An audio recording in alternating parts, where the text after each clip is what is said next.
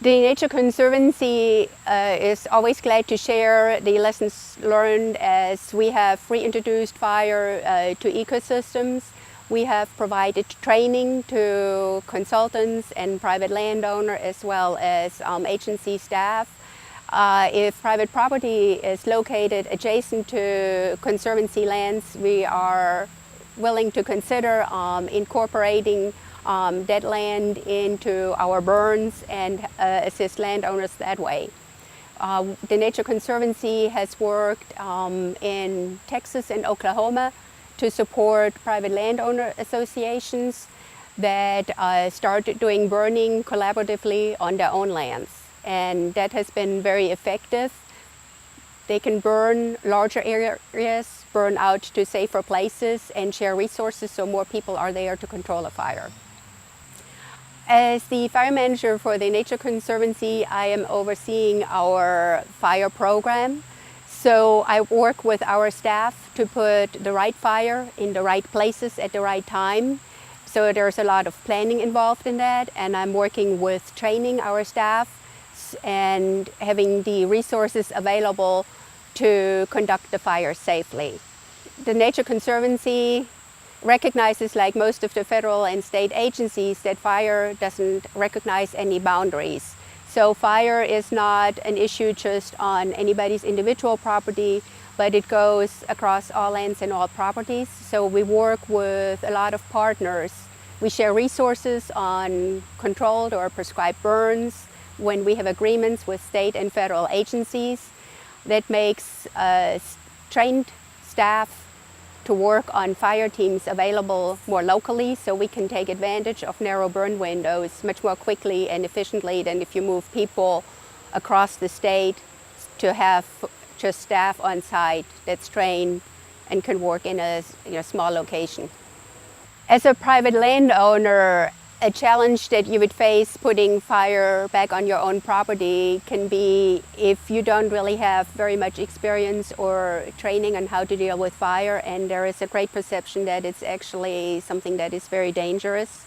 However, controlled or prescribed burns, if they are well planned and the site is well prepared, it can be conducted very safely, and prescribed burns can have overall a fairly good safety record. There are very few incidents that result in very negative consequences. For example, I have talked with other fire control staff, and there has been we're not aware of any houses that have burned down as a result of controlled fires in North Carolina. And there is probably somewhere between 100 to 150,000 acres are being burned on an annual basis in North Carolina, with very little incident and impact to the public. So we feel like it's a very safe tool, even though occasionally on TV you will hear about things that have gone wrong terribly.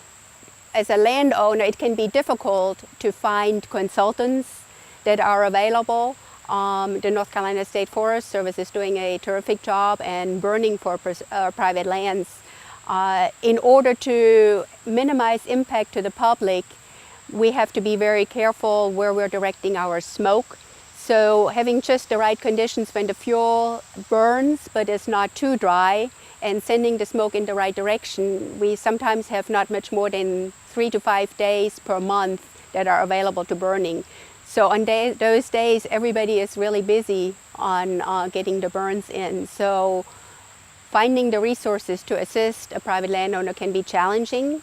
In order to work with a consultant, the Nature Conservancy does do most of its own burning. However, we also contract with private consultants, and we carefully vet those consultants we work with and contract burns as far as their training and experience and equipment they have available.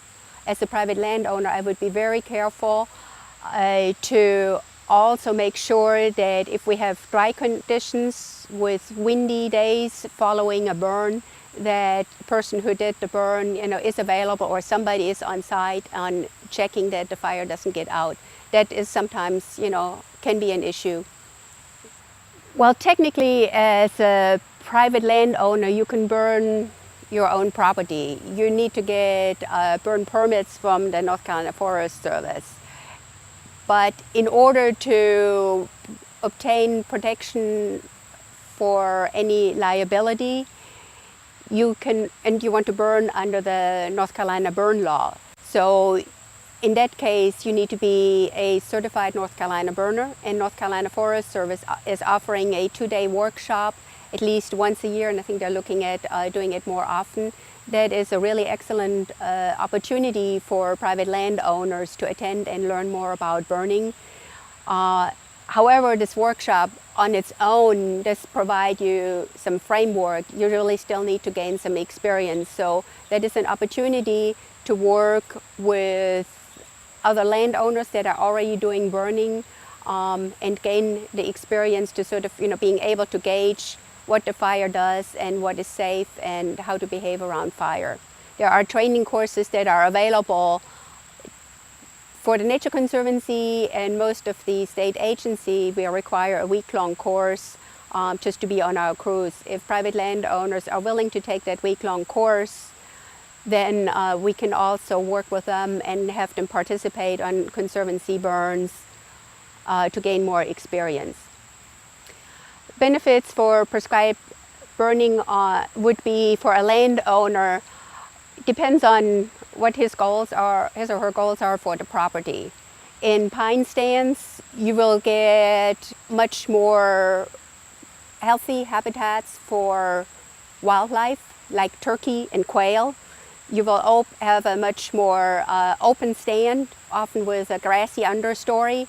So to many landowners, this may be aesthetically beneficial. Some of the landowners may be also interested in conservation. Promoting habitat diversity, could be an excellent opportunity that might provide additional income through hunting leases as more deer and quail are available. Also, if you are particularly in a rural setting, we have a lot more wildfires in North Carolina than many people recognize. If you do controlled burns on your property, and if a wildfire comes through, the fire intensity will be much less. So the risk to your timber is reduced.